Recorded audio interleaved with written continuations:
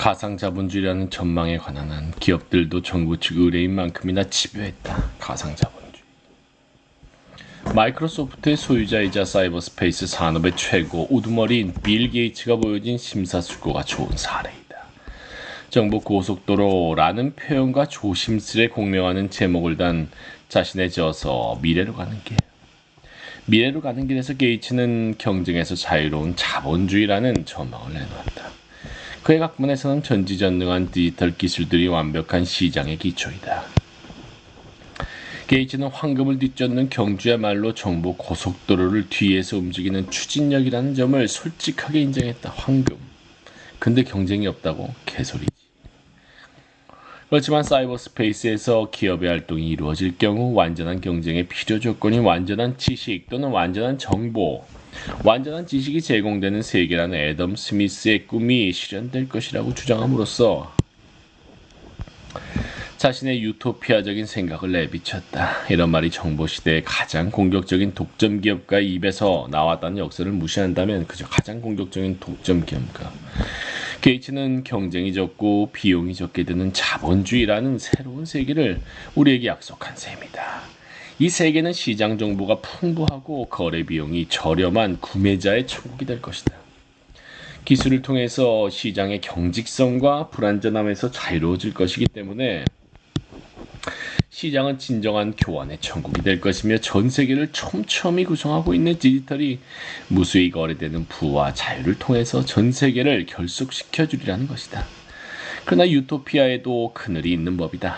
통합된 자본주의적 세계 경제라는 맥락에서 보자면 정보혁명을 둘러싼 논쟁은 전 지구화를 둘러싼 논쟁과 분리될 수 없다. 정보혁명과 전 지구화. 열렬히 지구촌을 부르짖던 목소리가 이제 훨씬 더 강렬하고 광신적인 목소리로 대체된다. 커뮤니케이션이 통합되고 경쟁이 강화된 오늘날의 세계시장은 정보시대에 적응하라고 우리를 압박하며 이런 기술적 이상주의는 컴퓨터 시대의 현실 정책에 적용된다. 이제 재빠른 신기술 채택 같은 표현은 새로운 기술이 유토피아를 가져오며 실업이나 삶의 질 하락 같은 문제까지 해결해준다고 약속한다. 그러나 제 아무리 열광적으로 주장해도 정보혁명을 가져왔다는 이 기술의 냉혹함까지 없어지진 않는다. 그런데도 기술이 실업을 가져오고 기업이 전 세계를 뛰노는 이 시대는 정보시대가 보편적으로 자비를 베풀 것이라는 데 불안을 느낄지언정 그 필요성을 거의 의심하진 않는다. 기술이 실업을 가져오고 기업이 전 세계를 뛰노는 이 시대. 자비를 베풀는데 불안. 전 세계의 사회주의 체제가 시장 원리에 명확히 굴복하거나 붕괴되어 가자 조지 길더, 니콜라스 네그로폰테, 마이클 로스차일드, 케빈 켈리, 와이어드 편집진 같은 동시대의 첨단 기술 미래학자들은 막스주의를 비난하는데 신경을 쓰지 않았다. 오히려 그들은 기술의 진보와 시장 경제의 필연성을 정립하는 데 전력을 기울였다. 기술의 진보와 시장 경제의 필연성.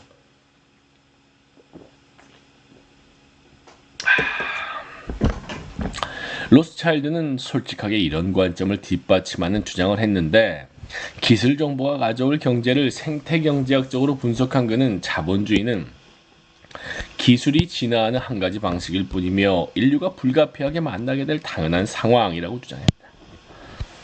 그러므로 이를 거부하는 것은 시간과 정신적 에너지의 낭비이다. 좋든 싫든 태양은 동쪽에서 떠오르는 법이기 때문이다. 낭비다. 거부하는 건 낭비다. 이렇듯 명확한 이데올로기적 적수가 사라졌는데도 정보 자본주의의 혁명적 지식인들은 포교라는 구세주 같은 태도를 버리지 않았다. 한스 모라백의 예언은 그들의 야망이 무엇인지 환기시켜준다. 가까운 미래에 고도로 발전된 인공지능이 출현할 것이라고 예견한 모라백은 인공지능 같은 프로그램이 정신을 다운로드받고 시뮬레이션한 인간들과 더불어 살아가는 컴퓨터 네트워크 즉 사이버 스페이스로 전환된 인간 세계를 상상해보라고 권유한다. 그리고는 이 세계의 정치경제학을 요약해준다. 사이버 스페이스 내의 존재들은 네트워크에서 살아가는 데 필요한 필수품, 메모리 공간, 컴퓨터를 알 수 있는 시간을 구하기 위해 자신들의 노동산물을 거래하면서 자유시장의 방식대로 살아간다. 이런 존재들은 이 세계에서 발달되지 않은 부분을 사이버 스페이스로 전환하거나 기존의 오류 수정 능력을 개선시켜 새로운 부를 창출할 것이다. 그리고 자원을 저장하고 재분배하거나 컴퓨터를 할 수 있는 시간, 공간, 정보를 사고 파는 은행 역할을 하는 사람들도 존재할 것이다. 사이버 스페이스의 어떤 존재들은 삶의 필요 조건을 유지할 만큼 충분히 가치를 생산해내지 못해서 결국 퇴화되거나 사라질 것이며 또 다른 위험을 감수해야 할 것이다. 그러나 이에 성공한 존재들은 꾸준히 성장할 것이다. 그는 오늘날 이 가상적 존재와 가장 닮은 것이 주로 경제적 실행력에 따라 결정될 기업의 성장, 진화, 파편화 안정화라고 말했다. 사이버 스페이스를 닮은 시장에서는 인류가 빈곤하게 살아가지 않을 것이라고 주장하면서 그는 전혀 서운한 기색이 없이 이처럼 대기업화된 통합적 실체가 인류라는 종을 흡수하거나 대체하는 것이 필연적이라는 결론을 내린다. 이 묵시론적 전망을 읽다 보면 묵시론적 전망, 표현 좋아. 묵시론적 전망. 우리는 컴퓨터화된 주식시장을 훌륭히 논의하면서 맥켄지 와크가 상기시켜준 막스의 언급, 즉 청년 막스가 자본주의의 궁극적인 운명에 대해 말한 언급을 듣게 된다. 자본주의의 궁극적 운명. 결국 비인간적인 권력이 모든 것을 그리고 자본가까지 지배하게 될 것이다. 비인간적인 권력. 전유학이야 유령쫓기. 지난 반세기 동안 펼쳐진 정보혁명의 원칙들은 단지 미래학적 예견이라거나 사회학적 묘사가 아니라는 점이 입증됐다. 오히려 이 원칙들은 새로운 기술이 집중적으로 도입되고 있는 선진 자본주의 사회를 총체적으로 재편하는 데 없어서는 안 될 요소가 됐다. 재편. 자본주의가 이끄는 세계 경제의 가장 강력하고 번창한 중심지에 있는 싱크탱크, 정책기구, 연구소, 정부 부처, 상담기관 등이 공식화하고 추진했던 정보혁명 이론은 구조조정을 합리화해줬을 뿐만 아니라 사회적 혼란을 정당화해주고 눈부신 미래를 보장해줄 수밖에 없었다. 정보혁명 이론은 또 다른 혁명 이론, 즉 현실의 세력이 되려는 목적을 지닌 막스주의와 경쟁하면서 발전해 나갔다. 전후에 풍요로운 산업사회가 이데올로기의 종말이라는 말로 물리치료했던 적수가 바로 막스주의였다. 벨과 그의 동료들이 탈산업주의라는 개념을 만든 이유도 이미 죽어서 땅에 묻혔다고 여겨지던 막스주의의 정신이 스며든 국내외 저항운동이 가져온 예기치 못한 위기에 맞서기 위해서였다. 새로운 시대가 도래했다는 그들의 주장은 단순한 예언이 아니라 일종의 계획이었다. 그들은 정보혁명이라는 예언과 당파성을 내세운 채 자신들이 혼란스럽고 전복적인 힘이라고 여겼던 것들에게 공격받던 질서를 안정시킬 수 있는 사회적, 기술적 대책을 작동하려 노력했을 뿐이다. 정보혁명과 가상자본주의 이론에서 활짝 피어난 것이 바로 이런 사고방식이다. 그렇지만 이런 이론들은 막스주의와 단지 적대적인 관계만 맺은 것이 아니라 전유의 관계를 맺기도 했다. 정보사회라는 개념을 만들어낸 지식인들은 막스주의적 사유를 잘 알고 있거나 실제로 이를 신봉한 적이 있었던 인물이었는데 그들은 막스주의를 각색하면서 막스주의의 분석력과 상상력을 대부분 제거해버렸다. 역사가 없는 계급사회로 진보할 것이라는 생각을 유지하긴 했지만 이거는 표절한 거지. 계급 없는 사회라는 건 표절해놓고 그들은 이를 가능케 할 동력은 계급투쟁이 아니라 기술의 진보라고 고쳤었다. 그렇지. 그렇기 때문에 그들의 각본이 혁명이라는 이상을 수반했던 것이다. 정보혁명가들이 보기에는 막스주의 정권을 세계시장에서 보호해주던 벽과 장막을 넘어 각종 소식을 전달할 수 있었던 새로운 미디어의 능력과 대중들의 봉기가 결합되어 현실 사회주의를 붕괴시켰다는 사실이야말로 자신들의 계획을 입증해줬던 것이다. 그에 따라 그들의 계획은 결국 기술의 도움을 받아 막스라는 유령을 쫓아내려는 주술로 변해간다. 표현 좋네. 그걸 잘 써 이 사람. 그들의 계획은 기술의 도움을 받아 막스라는 유령을 쫓아내려는 주술. 그렇지만 나는 곧 이어질 장들에서 이런 유령 쫓기가 실패했다는 점을 보여줄 것이다. 그리고 무엇보다 또 다른 정보혁명을 구상한 막스주의자들을 살펴볼 것이다. 막스주의자들의 반격이지 정보혁명. 막스주의들. 신라인 신문을 보고 있는 막스와 엥겔스. 1961년. 막스가 실제로 기술을 어떻게 말했는지 이러쿵저러쿵 하기에는 때늦은 감이 있다. 우리처럼 막스도 복잡한 인물이다. 막스는 서로 하야할 수 없는 언급들을 통해서 다양하게 기술을 논의했다. 적어도 매우 다르고 때때로 근본적으로 적대적인 방식으로만 화해할 수 있는 언급들을 남겼다. 막스주의가 역사적으로 발전하는 과정에서 이처럼 이질적인 언급들은 수많은 해석들을 낳았는데 오늘날에는 생명체의 두뇌에 더 무게를 두는 해석이 나왔다. 이런 까닭에 막스의 언급들을 다시 읽을 때마다 극심할 만큼 갖가지 해석이 제출되곤 했다. 막스의 기계들. 이번 장은 막스의 텍스트들에서 기계가 어떤 식으로 그려지고 있는지 간단히 훑어보면서 시작해볼까 한다. 그 다음에는 여타 막스주의자들이 정보혁명에 대응하는 과정에서 막스의 언급을 어떻게 받아들였고 또 어떻게 이용했는지 살펴볼 것이다. 나는 세 가지 입장을 검토하려 한다. 첫째, 자본주의를 필연적으로 패배시킴으로써 철정에 다다를 변증법적 드라마의 주인공으로 과학기술을 바라보는 과학적 사회주의. 둘째, 기술이 자본주의적 지배의 도구라는 점에 초점을 맞추는 네오러다이트. 셋째, 기술의 중재를 통해서 노동과 자본이 서로 화해할 가능성을 내다보는 포스트 포드주의. 그러니까 첫 번째는 사회주의에 도움이 되는 기술, 두 번째는 사회주의에 방해가 되는 기술, 세 번째는 중재를 하는 기술. 이 세 가지 입장들이 기술 혁신을 둘러싼 막스주의자들의 입장 또는 막스주의에서 유래된 입장의 전부는 아니지만 내가 언급하고 싶은 중요한 분석들이 여기 다 모여 있다. 나는 과학적 사회주의, 네오러다이트, 포스트 포드주의가 서로 다른 방식으로이긴 하지만 정보혁명가들의 도전에 적절히 대응하기에는 모두 함량 미달이었다고 주장하고자 한다. 정보혁명가들에게 강태를 맞은 막스주의네. 너무 주장이 약해서. 이미 살펴봤듯이 정보혁명가들은 어떤 면에서 확실히 막스와 매우 비슷한 사고방식을 갖고 있었다. 맷돌이 봉건영주가 지배하는 사회를 가져왔고 증기재분기가 산업자본가가 지배하는 사회를 가져왔다고 말한 바로 그 막스 말이다. 이런 기술결정론적 막스도 무시해서는 안 된다. 자신들의 삶을 사회적으로 생산할 때 어떻게 인간들이 자신들의 의지에서 독립되어 있는 제한된 관계, 즉 물질적 생산력의 제한된 발전 단계에 조응하는 생산관계의 일부가 되는지 뛰어나게 설명해 놓은 정치경제학 비판을 위하여 서문에서 우리는 그의 솜씨를 볼 수 있다. 막스는 특정한 발전 단계에서 사회의 물질적 생산력이 기존의 생산 방비와 투쟁에 돌입하게 되며 생산력의 발전 형태 때문에 이 관계가 족쇄로 변한다고 말한다. 그리하여 사회혁명이 시작된다는 것이다.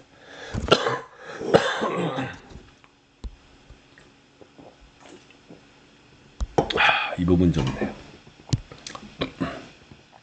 특정한 발전 단계에서 사회의 물질적 생산력이 기존의 생산 관계와 투쟁, 기존의 생산 관계를 넘어서는 거죠. 그래서 생산력의 발전 형태 때문에 이 관계가 족쇄로 변한다. 그래서 사회혁명이 시작된다. 기술이 촉발하네.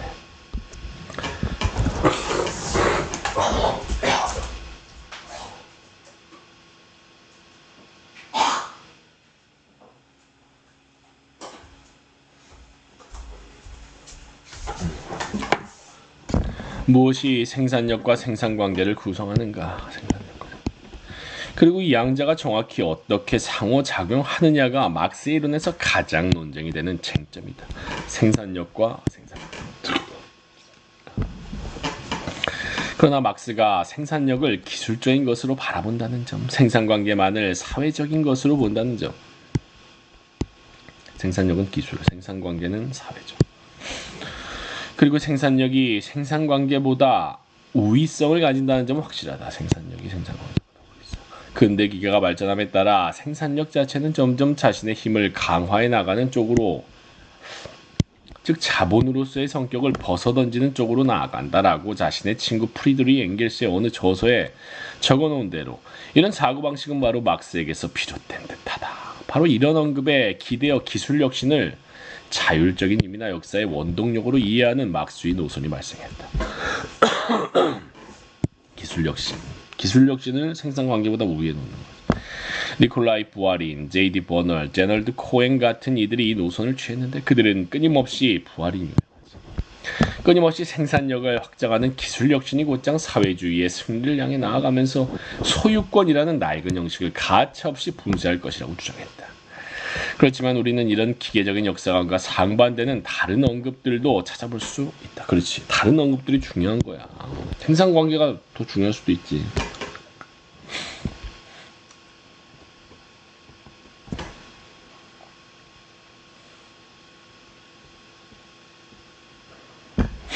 가령 공장기계를 다룬 자본의 주요 구조에서 막스는 자본주의가 작업장과 사회에 대한 통제력을 심화시켜 왔듯이 생산 방법도 변형시켜 왔다고 말해준다.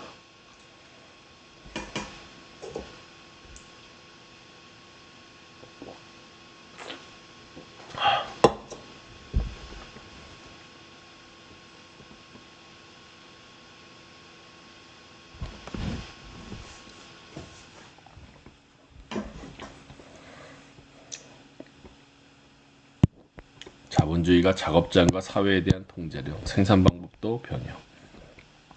그는 이 과정을 연속적인 포섭의 단계와 관련시켰다. 대략 산업혁명의 초기 단계에 해당하는 형식적 포섭의 단계에서 자본은 이미 존재하는 장인적 생산 양식의 임금 노동의 형식을 부과할 뿐이다. 장인적 생산 양식의 임금 노동의 형식. 그러나 이 단계를 뒤이는 실질적 포섭의 단계에서는 노동을 대대적으로 재구성한다. 과학은 체계적으로 산업에 적용되고 기술 혁신이 끊임없이 이루어지게 되며 노동의 착취는 노동 시간을 절대적으로 확대하기보다는 생산성을 상대적으로 강화시킴으로써 이루어진다. 이게 실질적 포섭이지. 생산력의 강화. 이런 포섭 과정의 핵심은 노동의 수공업적 방식이 기계제적 방식으로 대체된다는 점이다. 포섭. 기계적인 방식으로 대체. 그러니까 기술의 발달이 실질적 포섭을 부추긴 거네. 촉진했어. 막스의 말에 따르자면 기계의 도입으로 장인 노동자들이 탈숙련화되고 실업 예비군이 증가된다는 점을 이용해 노동력에 대한 통제력을 강화하려는 공장주의 욕구야말로 이런 과정의 원동력이다. 이런 설명은 기술 결정론적 설명을 뒤집는다. 그도 그럴 것이 사회적 관계, 즉 가치와 과정을 총체적으로 통제하려는 자본의 요구가 기계의 형태를 구성하는 것이지 그 반대가 아니기 때문이다. 막스의 이런 언급을 둘러싼 해석을 통해서 또 다른 막스주의 노선이 나왔다. 게오르그 루카치, 해리 브레이버먼, 데이빗 노블 같은 이들이 채택한 이 노선에 따르자면 기계는 생산력을 구성하는 또 하나의 동력일 뿐이며 생산력의 구성이란 그 자체로 사회적 권력의 문제다.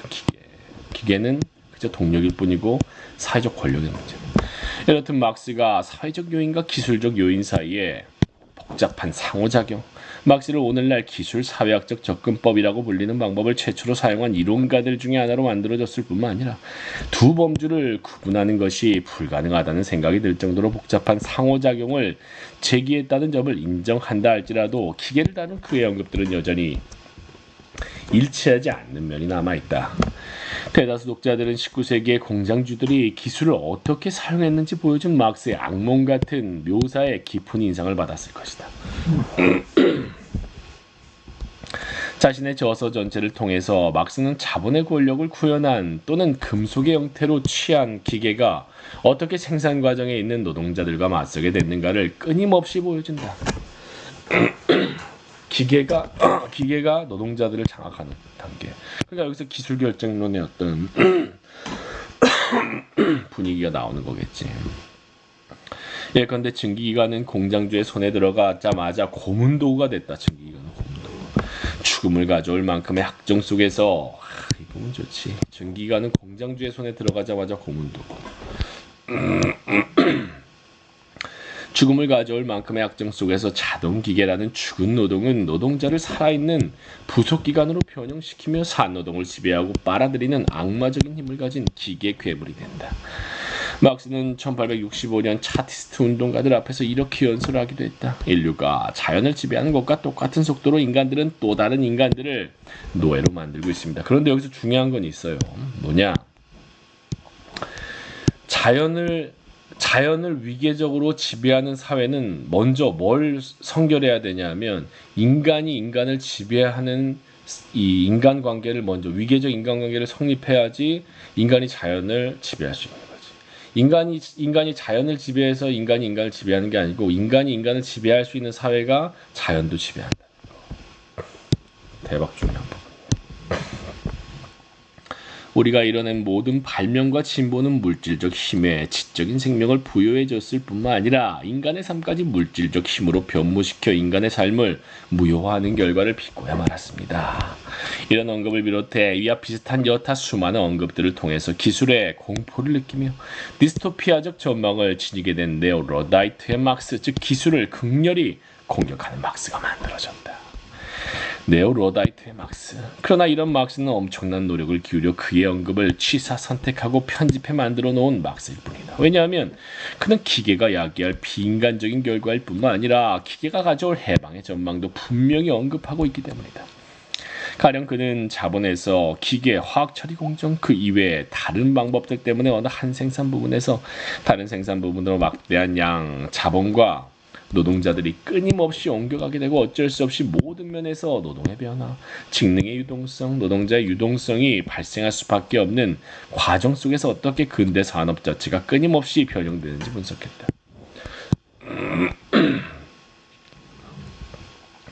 그의 말에 따르자면 이처럼 끊임없이 진행되는 기술 혁신은 노동자들이 처한 삶의 조건에 관한 한 평온함, 연속성, 안정감을 모조리 제거하는 소름 끼치도록 파괴적이고 억누를 수 없는 힘이다.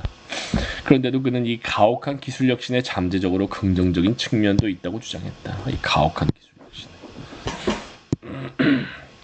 예전에 수공업적 생산에 특징적이었던 협소한 전문화를 제거함으로써 기술 혁신은 노동이 변했으며 될 수 있는 한 많은 종류의 노동의 노동자들이 적응할 수 있게 됐다는 사실을 인식할 수 있도록 해준다는 것이다. 그러므로 근대 산업은 대안적인 가령 공산주의적인 사회 질서, 즉 기술이 이야기한 실업의 끔찍함이 다양한 노동의 가능성으로 대체되는 사회 질서를 예견할 수 있도록 해준다. 단 하나의 전문화된 사회적 기능만을 갖고 있어 부분적으로 발전되어 있을 뿐인 개인은 이제 총체적으로 발전된 개인으로 바뀐다. 그에게 있어서 상이한 사회적 기능들이란 자신이 차례대로 수행하는 다양한 활동 양식일 뿐이다. 캘리포니아에서 끊임없이 직업을 바꾸다 보니 자신이 연체동물이 아니라 인간이라는 점을 더 많이 느끼게 됐다는 어느 프랑스 노동자의 말을 인용하면 끊임없이 직업을 바꾸다 보니 연체동물이 아니라 인간이라는 점을 더 많이 느꼈다고? 다양한 활동이었어. 연체동물이 아니라 인간이라는 점을 더 많이 느꼈다. 막스는 노동자들의 자녀들이 웬만큼 기술 교육을 받을 수 있는 기술학교, 농업학교, 직업학교를 발전시켜 나아가야 한다고 주장했다. 이런 언급들을 통해서 우리는 또 다른 막스, 인간과 기계의 상호작용이 가져올 진보적 가능성을 열렬히 지지하는 막스를 구성해낼 수 있다. 상호작용이 가져올 진보적 가능성. 막스는 대부분 공장 자동화 관련해서만 기계를 언급했다. 공장 자동화. 그러나 지금까지 곳곳을 살펴봤듯이 기계를 대하는 막스의 양가 감정을 염두에 둔다면 우리는 그가 당대의 또 다른 기술 혁신, 즉 커뮤니케이션과 운송 부문에서의 기술 혁신에도 주목했음을 알 수 있다. 막스가 보기에 전신, 증기선, 철도는 공장 생산의 발전에 불가분 수반되는 것으로서 원료를 제공해 줄 뿐만 아니라 산업기계가 생산한 재화들을 흡수하는 데 필요한 세계 시장을 창출해 주기 위한 도구이며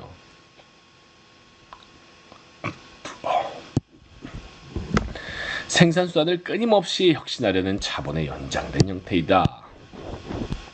이런 기술들은 부르주아지가 모든 곳에 둥지를 틀고 모든 곳에 정착하고 모든 곳에서 서로 연결될 수밖에 없도록 강제함으로써 부르주아지가 전 세계 곳곳을 떠돌 수밖에 없도록 몰아대는 잔인한 역동성을 구현한 존재이다. 잔인한 역동성. 이처럼 새롭게 등장한 여행과 커뮤니케이션의 통로는 지배체제를 확장시켜주는 일종의 덩굴이다. 새롭게 등장한 지배체제를 확장시켜주는 덩굴. 놀랍게도 오늘날의 전지구화를 예견케 하는 구절에서 막스는 이렇게 썼다. 새롭게 발전한 모든 생산력의 수단은 노동자에 맞서는 무기이다. 새롭게 발전한 모든 생산력의 수단.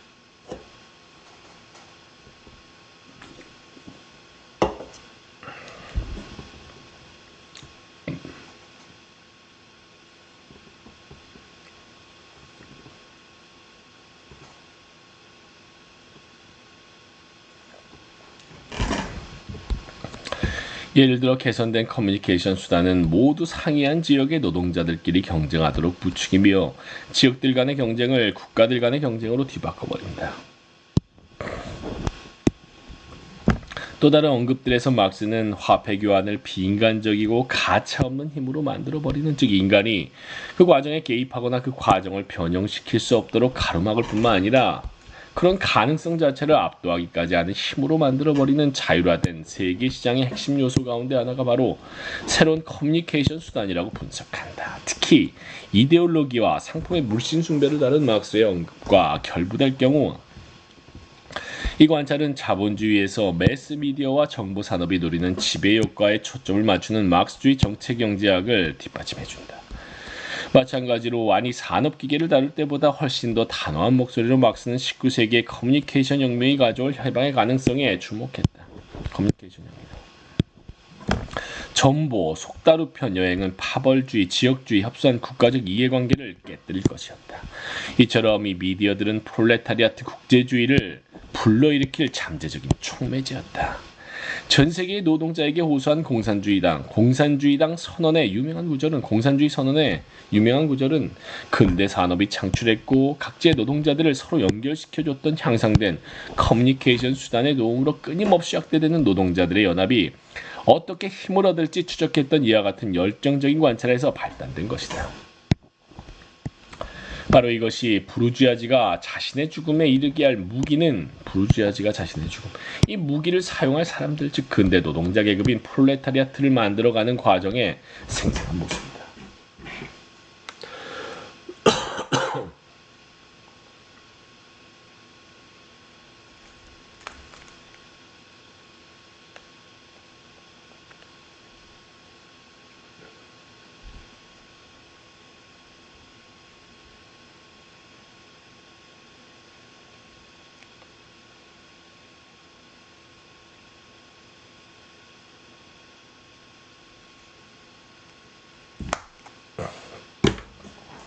막스는 살아생전에 이런 가능성이 꼽히기를 갈망했다.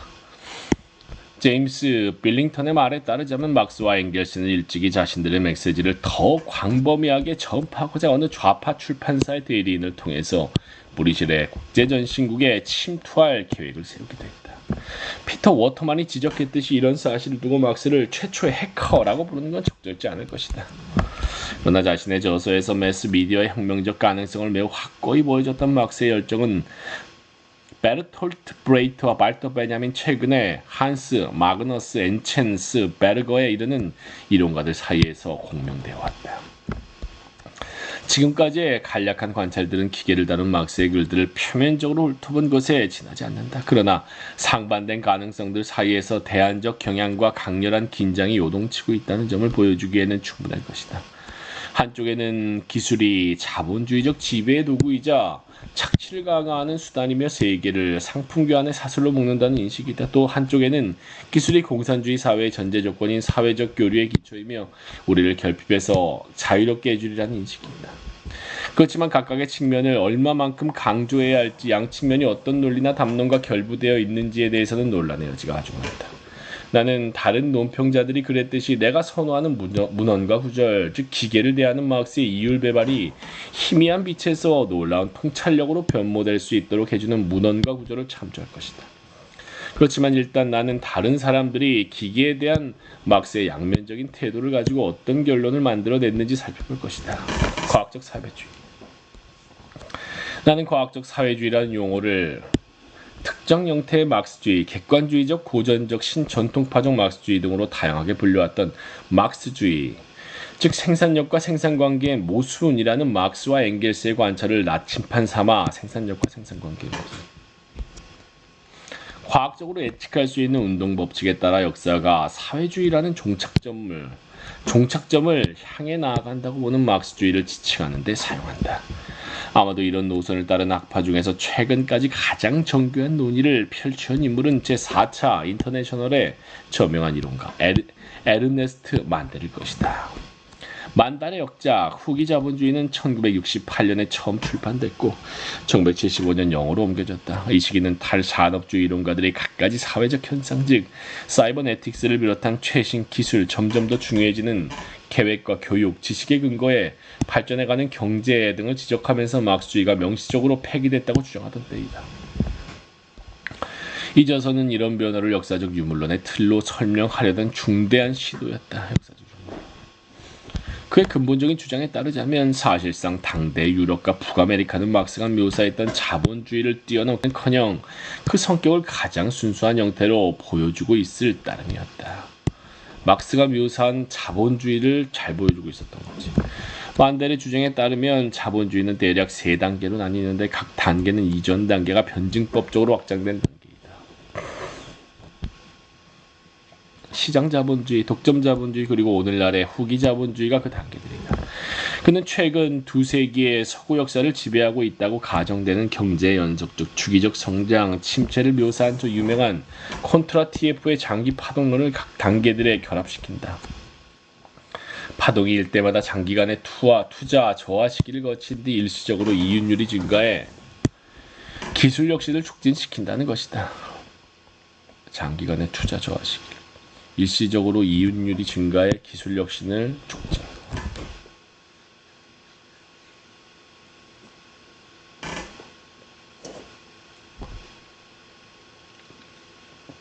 파동일 때마다 투자 저하 시기. 투자가 저하되니까 이윤율이 증가하고 기술 혁신 촉진. 자본주의의 3단계에 조응한 것이 바로 3가지의 일반적 기술혁명. 1840년대 전기기계, 1890년대 전기와 연소기관, 그리고 1940년대 이후에 도래한 핵발전소와 컴퓨터와 같은 제3차 기술혁명이 것이다. 무엇보다도 가장 최근 단계에서는 높은 수준의 자동화, 특히 사이버네틱스 체계가 산업 노동자를 대체하고 관리 체계가 자동화되어 유통 과정이 연속화되는 양상을 띈다. 이런 양상은 서로 밀접한 관련을 맺은 채 발전되어 자본주의 경제의 반향을 불러일으킨다. 원료라는 현물로 다뤄지던 산노동이 예비와 관리 기능을 담당하게 되고 연구 작업과 대학 교육이 새롭게 구성되어 가고 생산 과정이 가속화됨에 따라 좀 더 효율적인 재고 관리, 시장 조사, 수요 관리의 압력이 높아지고 기술 체계에 대한 투자가 더 커지고 더 빨리 노후화된다는 것이 바로 이런 반향에 해당된다.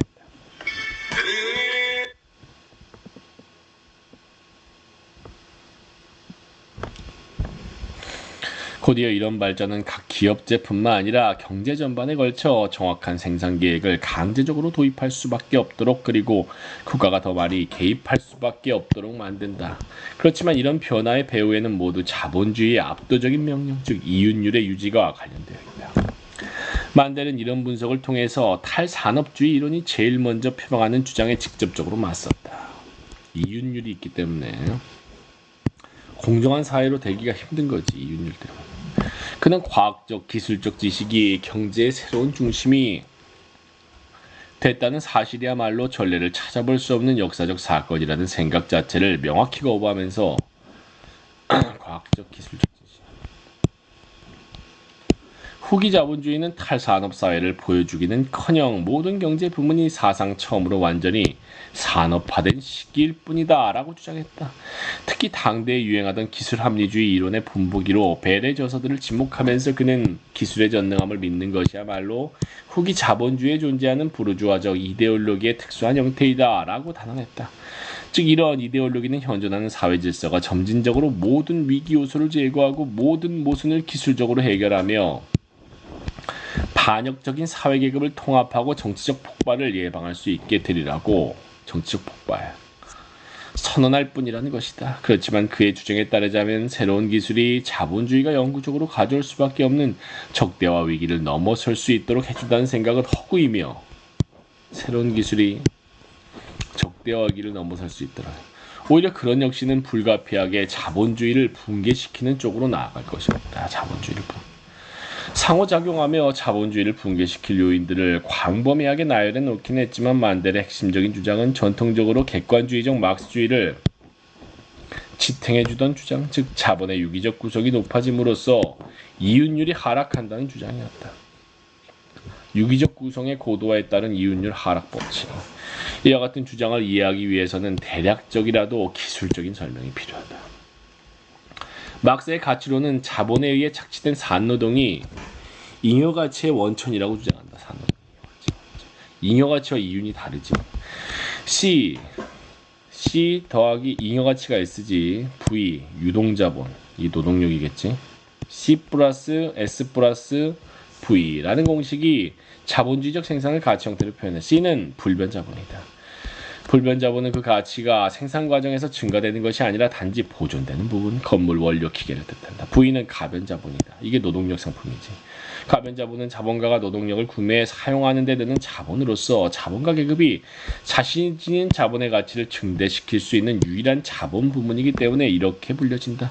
S는 잉여가치이다. 잉여가치는 새롭게 창출된 가치로서 자본가 계급은 이를 착취한다.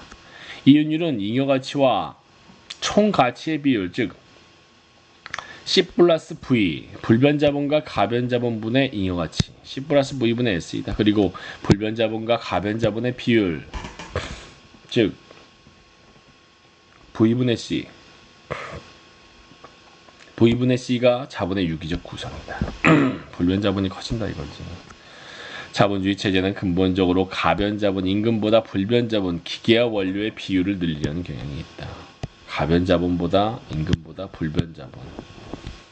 만대를 비롯한 여타 객관주의적 막스주의자들의 말에 따르면 자본들 사이의 경쟁이라는 채찍이야말로 이런 경향을 부추기는 주요 동력으로서 있는 생산성 향상을 위해서 사업가들이 자동화를 실시할 수밖에 없도록 만든다. 자동화를 실시할 수밖에 없도록.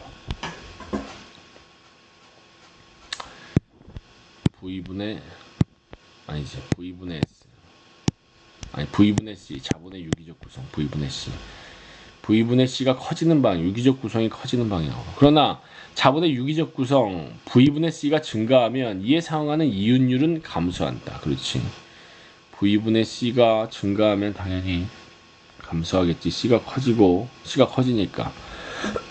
즉, 기계화가 완벽해질수록 노동자들이 생산 과정에서 쫓겨나게 되면 V분의 C가 증가될수록 잉여가치가 상당히 줄어들 것이다.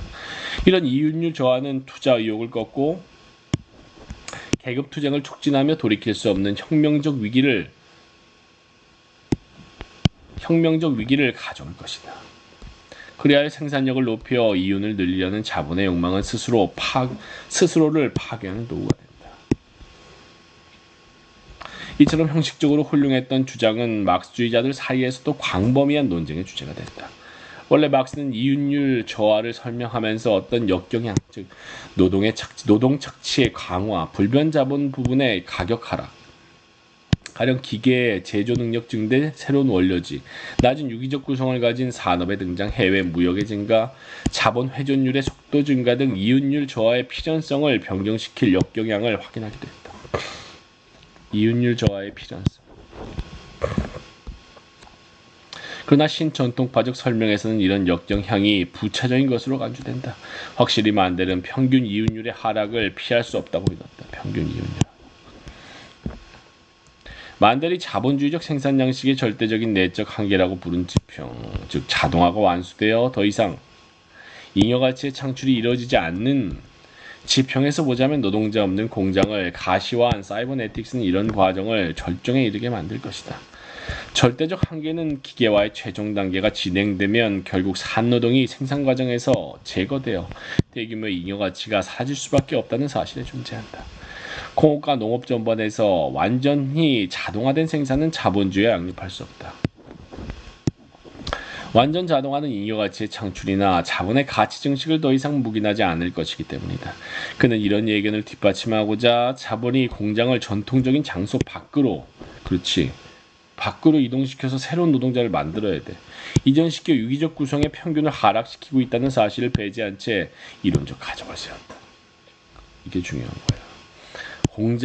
이게 제국주의적 경향이지. 장소 밖으로 이전시켜서 유기적 구성의 평균을 하락시켜야지.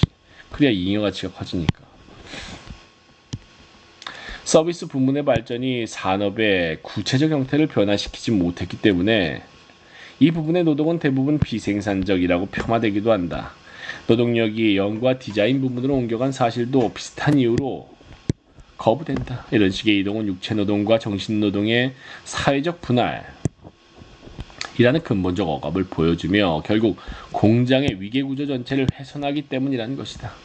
이처럼 자본의 도피처를 봉쇄했기 때문에 그는 제3차 기술혁명이 자본의 운명을 결정할 것이라고 확신할 수 있었다. 도피처를 봉쇄, 그건 이론의 한계네. 만델 이론의 한계까지.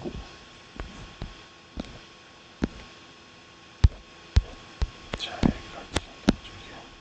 106조.